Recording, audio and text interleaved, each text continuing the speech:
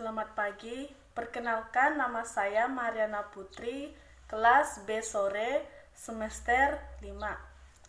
Baik, di sini saya akan menjelaskan apa saja pengertian dari kritik sastra. Kritik sastra adalah suatu kegiatan yang menilai suatu karya sastra, baik dalam bentuk memberi pujian atau menyampaikan kekurangan, dan merekomendasikan atau menjustifikasi dengan didasarkan teori guna mendapatkan pemahaman yang sistematis dan objektif dalam bentuk tertulis. Selanjutnya, saya akan menjelaskan kedudukan dari kritik sastra. Baik, kritik sastra yang dimana memiliki 3 ilmu dalam studi sastra, yaitu sejarah sastra, teori sastra, dan kritik sastra yang dimana sejarah sastra yang kajian berkaitan dengan periodisasi dan pengelompokan sastra berdasarkan substansi, yang dimana menjadi perbedaan atau analisis dalam menilai sastra. Teori sastra meliputi bedah definisi hakikat. Kritik sastra menjadi kajian yang berkaitan dengan penilaian suatu sastra. Baik, di sini juga saya akan menyebutkan jenis-jenis kritik sastra. Yang pertama yaitu impresionistik, yang dimana kritik yang menekankan proses karya sastra. Sedangkan yang kedua yaitu kesejarahan, yaitu kritik yang menyelidiki proses karya sastra. Sedangkan yang ketiga yaitu tekstual, yang dimana kritik sastra yang bertujuan menuliskan kembali naskah asli. Sedangkan yang keempat yaitu formal, yang dimana kritik yang menganalisis karakteristik di mana karya sastra dapat dimasukkan.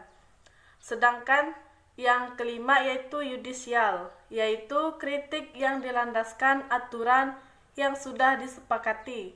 Untuk yang keenam yaitu analitik, yaitu kritik yang berusaha menggali esensi karya dengan mendalam guna mendapatkan objektivitas suatu karya. Sedangkan yang ketujuh yaitu moral. Moral yaitu kritik yang menekankan adanya nilai kemanusiaan dalam karya sastra.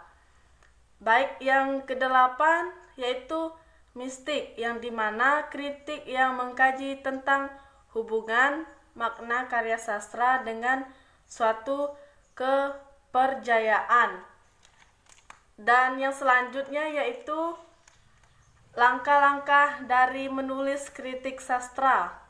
Yang pertama, membaca secara tuntas karya yang hendak dikritik.